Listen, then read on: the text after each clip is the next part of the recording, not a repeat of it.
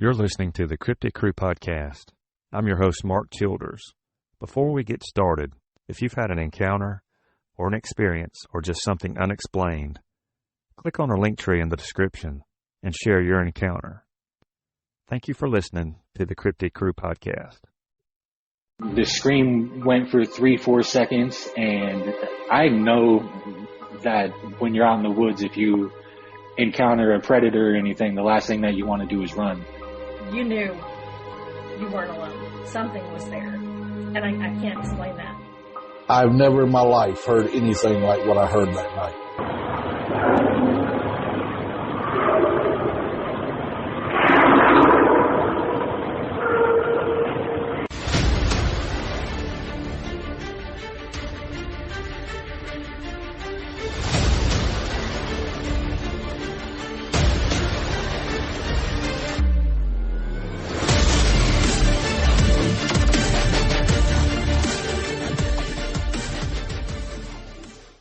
On this episode of the Cryptid Crew Podcast, I would like to welcome to the show outdoorsman, hiker, and business owner, Pete Anderson. Pete, thank you for coming on the show.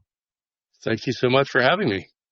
Awesome to have you on. Looking forward to this one as well. And I met Pete at the Western North Carolina Bigfoot Festival in Marion, North Carolina.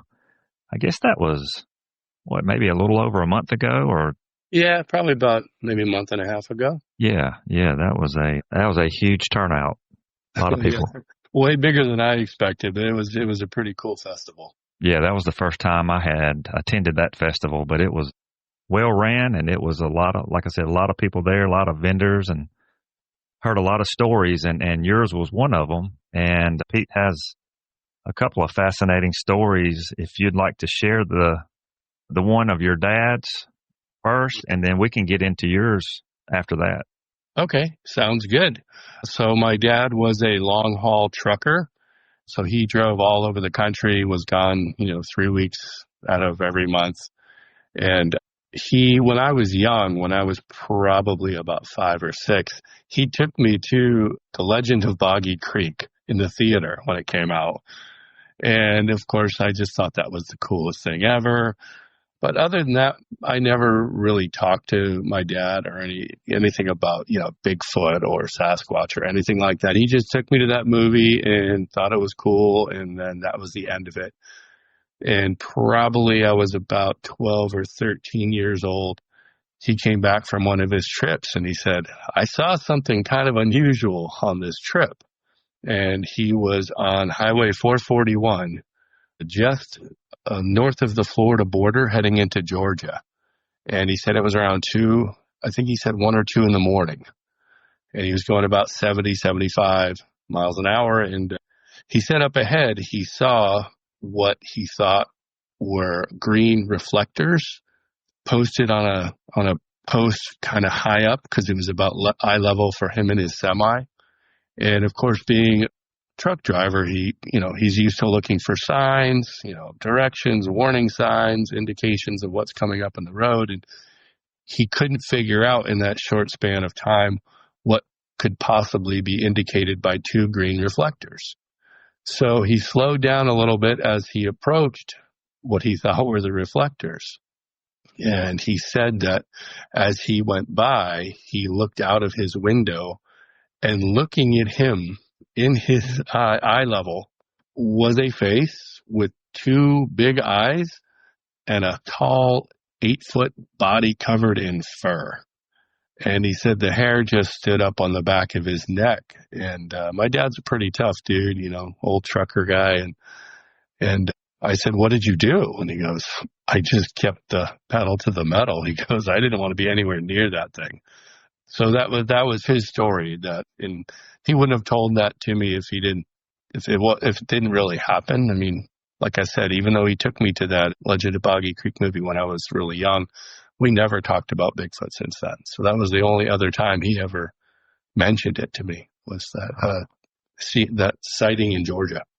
Yeah, I've driven a truck for about 15 years. I don't know if I had mentioned that to you before. Mm-mm. But yeah, the window of these trucks they're roughly, 7.5 to 8 feet high. Yeah. Yeah. It was a Kenilworth cab over. So it was a full size semi. Right. Yeah. So, and, you know, for the most part, truck drivers or long haul drivers, they notice things on the road because you have to be careful and, you know, they pay attention to everything. And you mentioned that he noticed the two reflective, you know, things looking or what he thought was markers. Did he say a color? He said it was green. Green. That's Okay. what caught his attention. It was just as his headlights were able to reflect off of what they were. He said it reflected green, which is what really made him slow down to wonder what markers are green. Because usually it's going to be, you know, something that's easily visible, orange, yellow, red. But to see two green reflectors that high off the road, he thought, I better slow down. Maybe this is marking, you know, a low bridge or something that he needs to be aware of in the middle of the night. So that's really what piqued his curiosity, was that it was definitely green. Sure. Yeah, that area he was in, if I'm thinking, is that may be close to the Okefenokee swamp, if I'm not mistaken. Do you know? He said it was swamp all around. Okay, so that area, laner running through swamp. Yeah. Yeah, that area is vast, and it is known for tons of activity and sightings. It is. Yes, there's been multiple Bigfoot or skunk ape reports, whatever you'd like to call it, in that area for years. It's just, you know, remote and tons of water and cover and wildlife for something like that to exist, you know. I've driven up that same stretch of road in the past. Obviously I'm not a truck driver, but I really had no idea how much just open swamp and forest there is up in that area. You can go for a long stretch where there's no people. Yes. A lot of people, you know, think of Florida as beaches and coast and so forth, but there's a lot of woodland, you know, a lot of swamp there. And like I said, sightings all over the state. It's one of the most active states for reported sightings in the United States. Which is interesting, isn't it? I mean, having lived in the Pacific Northwest, I would have assumed that that's where everybody was seeing these things. But I didn't know about Florida until just probably a couple of years ago, hearing about it. So, and I've never had any experiences in Florida. There's that. Yes. So tell us, that leads into the next question or statement. Can you tell us about some of your personal experiences you've had? And you can go into detail about those. Yeah. The first one, it's funny when I tell people these stories. I don't tell a lot of people the story because not everybody is open to the idea or the concept of, you know, hairy cryptid running around our land. But in 1997, my wife and I had moved from California up to Portland, Oregon. And it was typical Portland. I think it was probably October. So it was kind of fall. It was getting cool out. I just would get stir crazy sometimes in the weather there in Oregon. So I would just tell my wife, hey, I'm either going for a mountain bike ride or I'm just going to go for a quick hike. And so I ended up driving out to this lake, Henry Hagg Lake, which is about 45 minutes southwest of Portland. And it was a dreary day. I mean, it was just really drizzly, foggy, damp, and cold. There was no one. This is normally a pretty busy park. They've got several boat launches, a lot of trails. I'm not sure if there's camping out there or not. I've only been out there a few times, but I used to paddle my canoe out there and ride my bike out there. There was no one at this park. And Henry Hagg Lake is a pretty big lake. It's a pretty good size lake. It's a couple of miles around if you were to drive around the whole thing. So anyway, I had my dog with me, Maddie, a 65-pound Chow Lab mix, great dog. And I just took her to go for an outing just to get out of the house. And it was so wet and dismal that I didn't feel like bushwhacking into the trails. So I just decided I was going to head up the hill where the power line cut was, which I did a lot. I mean, if it was just bad weather, it was just easier to go up the power line cut and get out, you know, and not have to deal with a lot of underbrush and things. And so just parked my car, started walking up the hill. It was drizzling. Like I said, it was foggy. Visibility maybe maybe was a quarter mile, if that. So it really wasn't very good scenery for hiking that day. As I'm climbing up this hill under the power lines, on either side of the cut is barbed wire. And as I'm walking up, it was getting muddier and muddier, and I was being more and more careful watching where I stepped. And I happened to look down, and I saw what looked like bare toe prints in the mud, just kind of scraped in, like they had slid down. And I didn't think much of it at first because I was just focused on my footing. I didn't want to fall in the mud and hurt myself or get stuck. And so I took a few more steps, and I looked, and there was another print. And it was clearly 5 toes in the mud, slid down even deeper than the first set, I thought. And it was at that point that I looked up and saw my dog. My dog, being part chow, when she was disturbed, she would basically porcupine up. Like her shoulders would ripple, all of her hair would stand up if there was something that she wasn't comfortable with. And she is pointing straight into the forest, which is on either side of this barbed wire power line cut. And it's so thick in there, you couldn't see 20 yards. It was just that thick in forest.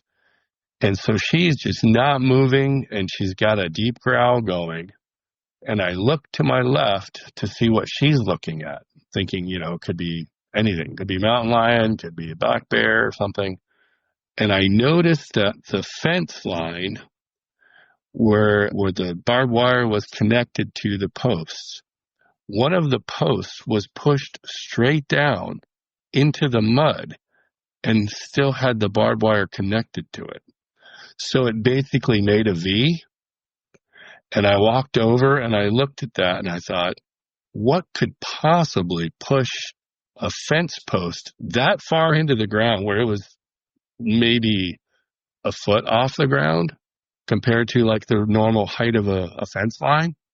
So I'm looking at that going, wow, the barbed wire is still connected to this post. It looks like something just pushed it straight down. And when that and the footprints or the toe prints and my dog all kind of hit me at once, I was looking into that dark forested area, and I just felt like something's watching me. I couldn't shake that feeling. Something is looking at me right now. But I didn't see anything. I saw nothing. I just said, okay, Maddie, hike's over. Let's go back. There was no one out there. This was about 11 o'clock in the morning. Come to find out later, this is all pre-internet, all the access we have now to information. Didn't really say much of anything to anybody because I just thought it was just a weird thing. And then years later, when I discovered the Bigfoot mapping project, I decided to pull up that area. Just north of Henry Hagg Lake is a red area full of sightings. And that's all part of the coastal range in Oregon. So apparently the coastal range in Oregon and Washington, I guess, is just tons of sightings. So I didn't know that at the time. I had no idea at the time. I was just out, taking a walk with my dog. So it wasn't like I was out hunting for this thing, or if it was anything, I don't know. It was all circumstantial things, but the toe prints were definitely toe prints. And after all that, I thought, well, there could be somebody out here barefoot. It's probably 45 degrees. It's drizzling and it's foggy, but it's Oregon. Maybe somebody's out here hunting in barefoot. I don't know. But cumulatively, all that information just kind of hit me like, oh, I think there was something out there. Well, when you add all those pieces together, it only points toward one thing. You said, the footprints, toe prints, your dog. Dogs can sense things. I know you know that. Mm-hmm. Dogs can definitely have another sense about them that they can pick up on something that's maybe threatening or not normal. And then when you add in the push down of the fence post for no apparent reason, something with a lot of weight and strength had to, could only do that. that's what hit me when I stood over it, because I'm looking down at this thing going, I used to live in the country when I was young, played outside as a kid, had farmer friends, and, helped with fencing and things. I've never seen a fence post pushed straight down into the ground and still have the wire connected. Right. So, and it was the only one. It wasn't like there were other posts along this power line cut. I mean, because I looked after I saw that, I ran my eye up and down that fence line. There weren't any other posts like that. It was just right there, right near where the footprints were, and right where my dog was staring into the forest. Yes. Do you remember, Pete, how far the tracks were apart? The stride?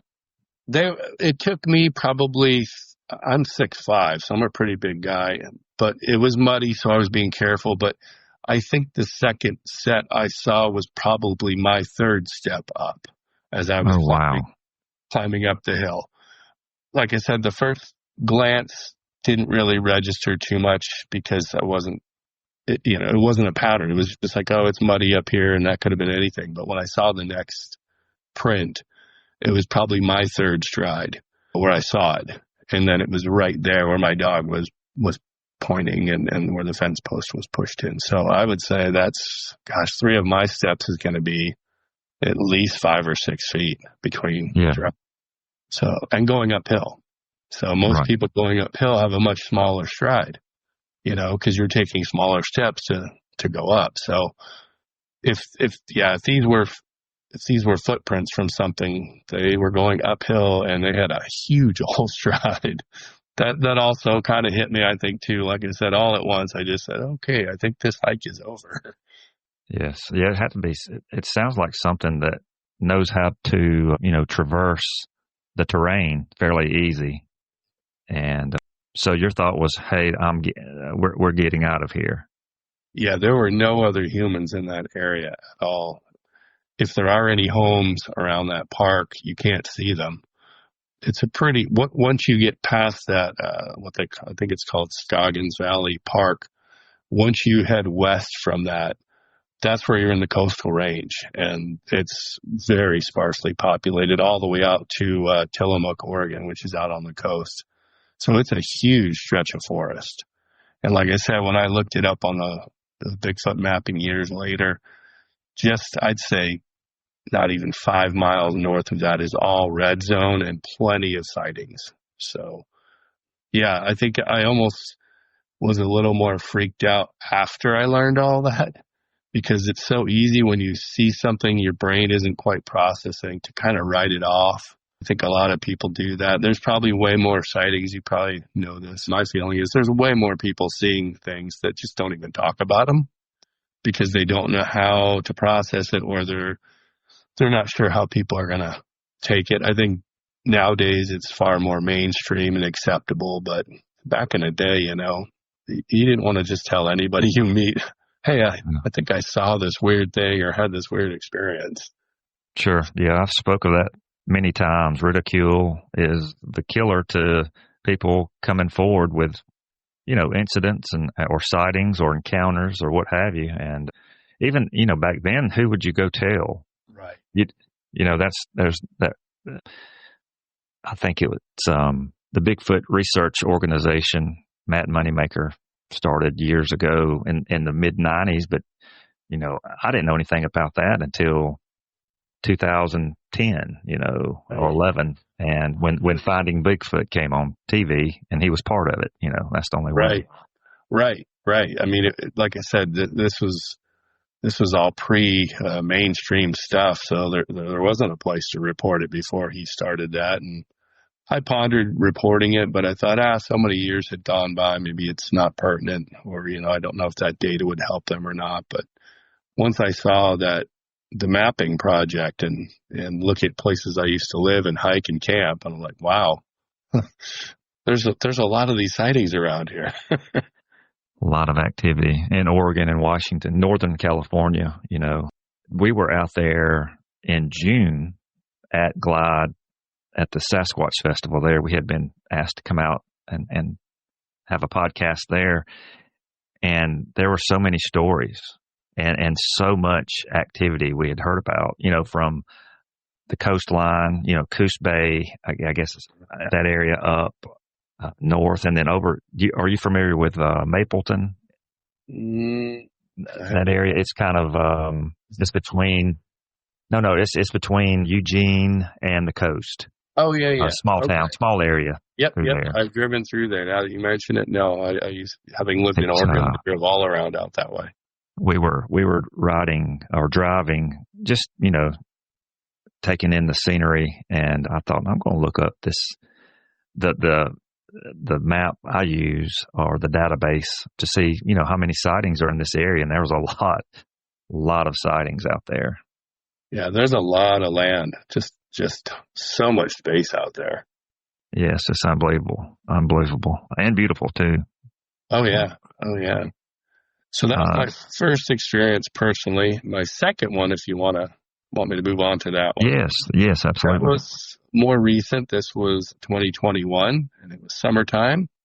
And my wife and I decided to just do like a 4 or 5 day getaway up in northern Georgia. And, we don't get a lot of time off because our brewery kind of runs our life all the time. But we decided we were just going to go, and we rented this house on 5 acres up in the mountains. And beautiful scenery, not a lot of people.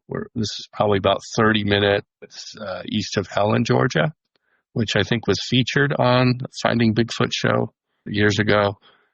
I mean, I wasn't thinking Bigfoot at all. We just were trying to get away and have this cool A-frame. And we got there later than we expected because the weather driving up from Florida was pretty bad. So it took us a lot longer to get there than we expected. So we pulled in at night, pitch dark, didn't really know the surroundings at all. We just got to the house, the light was on, unpacked, and just went, basically went to bed. The next morning, made some coffee, was going to walk around the property just to kind of see where we were, what features we had with this Airbnb. And I walked away from the house probably about 30 or 40 yards. It was pretty thickly forested, and there was a kind of a small canyon cut through the rock.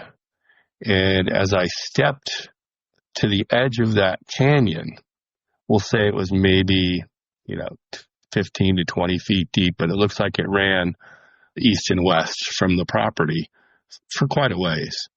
I heard one loud wood knock, just clear as anything, really close, and everything went quiet.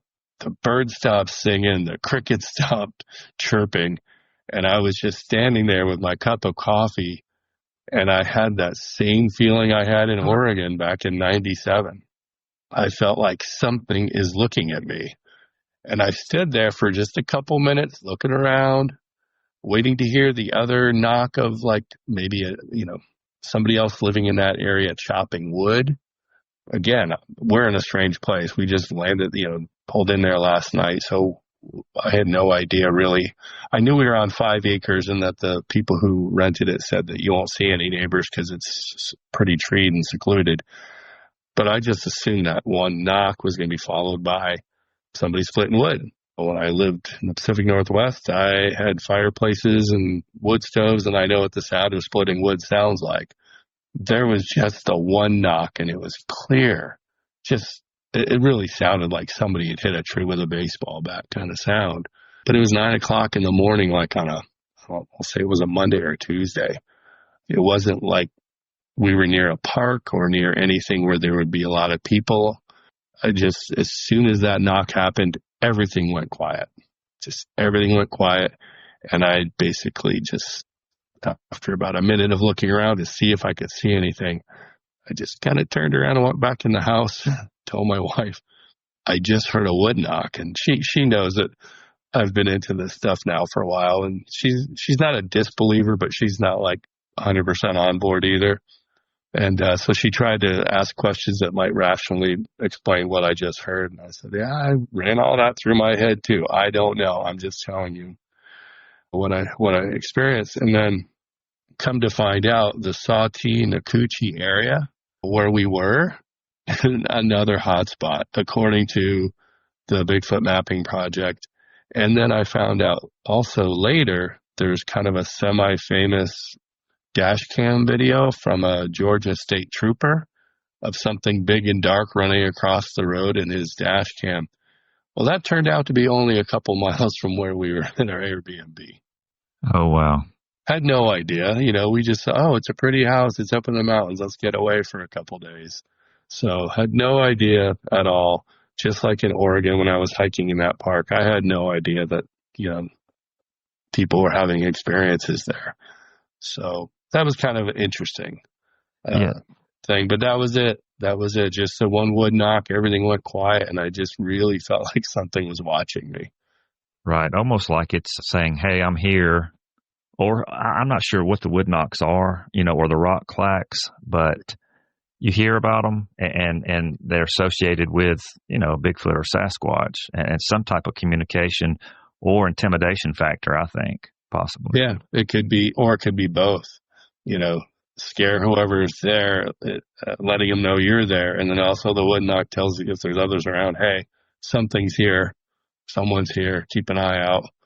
But you just made me think of a experience I had in Washington State. I never really associated as anything supernatural or paranormal or anything, but I hiked alone a lot, and I used to camp alone quite a bit.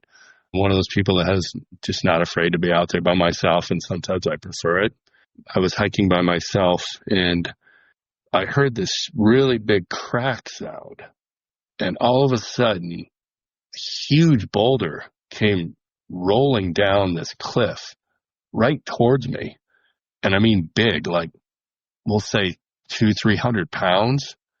And I don't know, it could have just naturally fallen, but as it cracked and started to fall, and I'm right now looking for a big tree to get behind because this it's picking up speed and it's coming really close to me. I heard what sounded like garbled conversation up on top of the butte where this thing broke loose or was thrown. I don't know. I still don't know if it broke loose, but the cracking sound was what caught my attention. And as soon as I looked up, this is probably a good 100 feet above me.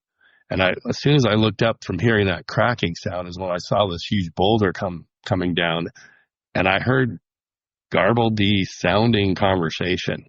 And I thought at the time, oh, maybe it's just kids screwing around and didn't know I was down on the trail or something, because there was nobody else out there.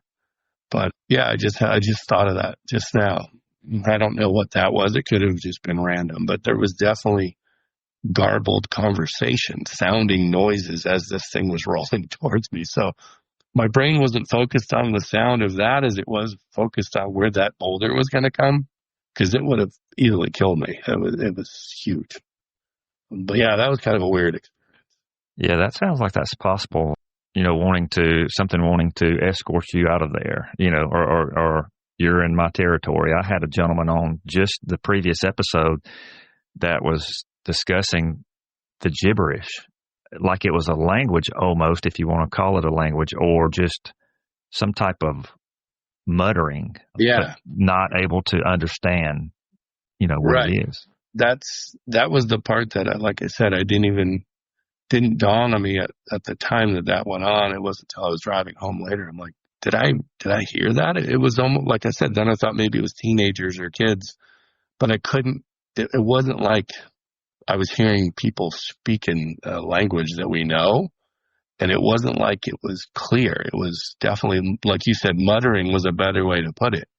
This is, we'll say 100 feet over my head. So it wouldn't be like it would be loud anyway, but that was going on at the same time, this big crack in the rock coming down. So, yeah, it all makes sense. Weird. Yeah. And then come to find out later, years later, that, Spokane area is another hot spot.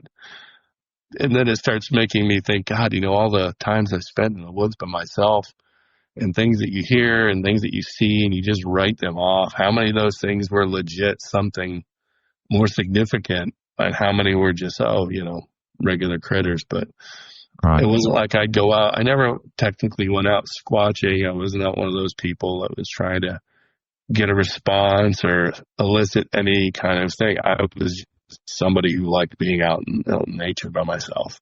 Sure. These things kind of happen. Yeah, that's your brain sometimes does not want to process some of that, what you see or what you encounter, or it takes a while to process it. Right. Yeah, at the time, you're just kind of dealing with your senses as they're reacting. But after the event, you kind of go back and run the reel in your head again and go, what was that? That really was a little weirder than I was giving it credit for at the time. Sure. Yeah. Yeah, Pete, that's pretty fascinating. You've had some pretty interesting encounters, and those places you've mentioned are no doubt hot spots, lots of activity. Towards the end of each episode, we do a rapid fire Q&A. I'll ask you 3 questions. Nothing serious. It's all casual, and it's the first thing that pops in your head. Okay. All right, you ready? Sure. All right, here we go. All right. Favorite food or snack item to take while hiking or camping? Oh, while hiking or camping. Probably trail mix. Trail mix, yeah. Yeah. That's popular, no doubt. All right. Favorite college or NFL football team? Oh, wow. NFL, I'm going to go with the Chargers from my time living in San Diego. Okay. I know. I don't know. Are they still in San Diego? I don't even know. They're in Los Angeles now, I believe. They moved up to LA, didn't they? Yeah. Yeah, they've moved around. The Raiders have moved, and the Chargers have moved. I think there's one other team that may have moved too. All right. Last one. Favorite name other than Bigfoot for Bigfoot? Oh my gosh. Well, having traveled now in the Appalachian Mountains a lot, being on this coast, I love the idea of a wood booger. I think that's the funniest name. And when people say it, they usually have that great Southern accent, like a wood booger. Yes. I saw that on a few signs on some stores and things. We were doing some adventuring up in the Smokies and the Blue Ridge Mountains. So I would say wood booger is my next favorite word for it. That's a good one. My new favorite is probably ridge walker. And I heard that at the Marion Bigfoot Festival. Really? Yes. I had a witness come up and tell me a story, and he used the term ridge walker. And I thought, that is so interesting. And you hear so many encounters, and that's what had happened with him. He had something on 2 legs walking up a ridge, and it had pushed down. There was some rock fall, by the way. I just thought about that. And his encounter as well, where either something pushed rock or threw rock or something. Mm-hmm. But yeah, ridge walker is probably my new favorite, I guess. That's a good description, I suppose. If you are something that wants to have the upper hand and make sure that you've got an escape route and good visibility, walk the ridge, because you can hop over the other side quickly and get away. Absolutely. No doubt. Well, Pete, tell everybody about your business and where they can find it and find you. Okay. My wife Lynn and I opened Pareidolia Brewing Company in Sebastian, Florida back in 2014. Sebastian is about 45 minutes south of Cocoa Beach, because we're a small town. Not everybody's heard of us. If you're a fisherman out there and you love to fish, you've probably heard of the Sebastian Inlet. That's considered one of the best fishing areas in the country. So we're not far from that inlet. Yeah, we've got 16 taps and a kitchen. We serve hot sandwiches and flatbreads. We do live music, family friendly. And Labor Day weekend, we just celebrated. We've been open for 14 years. 11 years. 11 years. No, getting ahead of myself. 11 years we've been open. Awesome. Sounds like a good spot to get off your feet and rest and get some good food and beverages. No doubt. Absolutely. When you're down that way. Yeah, we've got a nice deck out front where you can look at the Indian River, so you get some water views as well. And you'll meet some interesting people. We're a gathering place. Actually, tomorrow night, the first Tuesday of every month, the last Tuesday of every month now, coming up on our 3rd month, we're doing Pints and Prose, which is actually storytelling night, kind of an open mic format from 6 to 8 p.m. And as long as it's not too controversial and not, it's appropriate for all ages, people can come in and tell stories about anything, stories like we just talked about. So it's kind of fun. It's pretty cool to just hear people's stories. I think storytelling is, with technology being what it is anymore, and I love that you're doing what you're doing, because, storytelling is what makes us human. It's how our history was passed along. And so I just decided to give that a go at the brewery, and it's been pretty popular. And like I said, you just don't know what somebody's going to come up and talk about.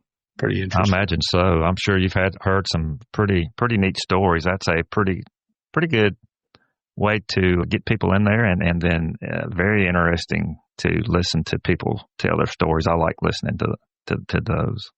Yeah, isn't it fun? And people say, "Oh, I don't have any stories." I go, "Oh, yes, you do. We all have stories. We just don't think that they're interesting until you tell someone else, and their eyes get big, like, wow, that's a cool story." So kind of fun. So thank you for doing what you do, because you're keeping the storytelling torch lit, which is awesome. I appreciate that. I really do. I enjoy doing this.